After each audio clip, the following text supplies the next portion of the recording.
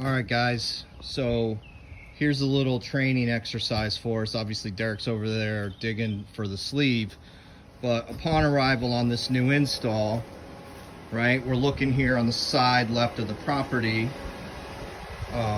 Here we go, and we're going to be installing the transformer in this general area coming off the pull pump here, pull equipment here. Well, you know, if we're looking, we see a lot of utility stuff in this general area. Stuff in the way, right? A lot of wires in the way, cable, everything. And so then we're looking back here and we're going, all right, well, how do we get the wire across? Because we're going to need to get 2 home runs from here across or somehow over to here and then down back this way so that we can get into these beds back here and then back into the backyard over here. Okay, as well as got to get a wire from over here back either through here or some other means, okay, up into this front.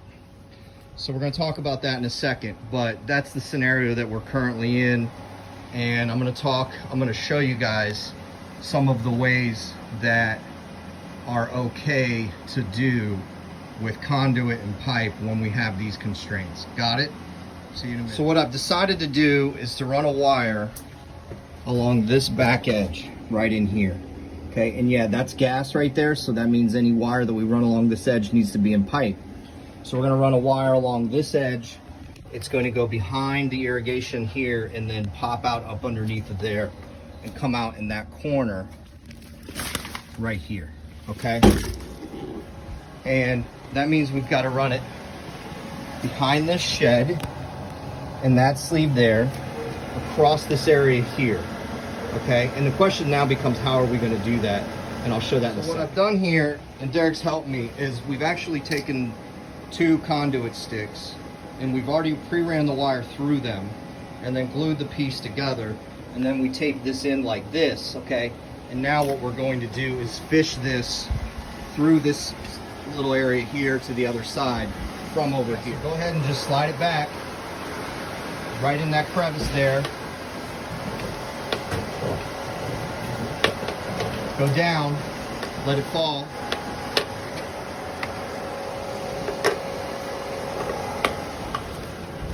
Hold on, we're caught.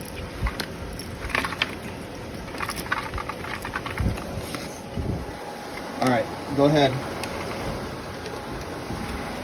All right, you see how we're just moving that along to there, and then obviously when he comes out over here, we've got this piece right here. And we've gotten to where we want to be, which is right here. So we've gotten this piece of pipe to where we want it, okay, which is right in here. And then now we'll just have to clean it up and then strap it where we can. Okay, so it's one way of pulling a wire behind this stuff. Anytime that we do that, we need to make sure that it's in pipe. Got it? And then back in this area where you see the conduit pipe right down there, right there. Okay, and now we've got our wires coming to here, and remember, we're going to put our transformer somewhere in this general area. So we've got the extra wire right now on a spool. So what we're going to do is we're going to pull 6 to 10 feet so that we're safe, and then we're just going to cut it right there. Here we are in the backyard, and we've got 2 fixtures going on this tree, 2 fixtures going on this tree, and then we've got 2 fixtures going in that bed, which means that we're going to have to water jet this sidewalk, and that's going to be 1 home run that we're going to run with 12.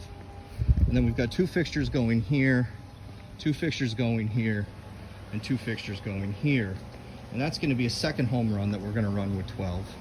And then we obviously have the one in the front. So what we're going to end up doing, because it's always best to pull it along a fence or in the back, even though that doesn't look that great, or something you want to get through, it's always easiest if there's space to run it back through there. And you can always use pipe or whatever you want to do that. And you can see where we have that there. So we are going to have access, and it'll be the best way to do it. And then we'll pull it into this grass, and then we'll go that way, and one will go underneath and one will go to this area. One other thing in here, if you guys notice, there's the 2 wires here, and we're coming across, and then we need to get over there. Putting a piece of conduit down in the area of the pool equipment is okay. The same as that's okay, and the same as the conduit all back in here, like that is okay. Just make sure that it gets strapped, that it's down, and that everything else gets strapped going back to the transformer. Code says that if it's above something, it just needs to be in pipe and strapped. Okay? And then like you see it going over there. The other thing is that we haven't been doing very much of, but we need to be doing, is putting colored tape on our home runs and labeling them so that we know what they are when we do service.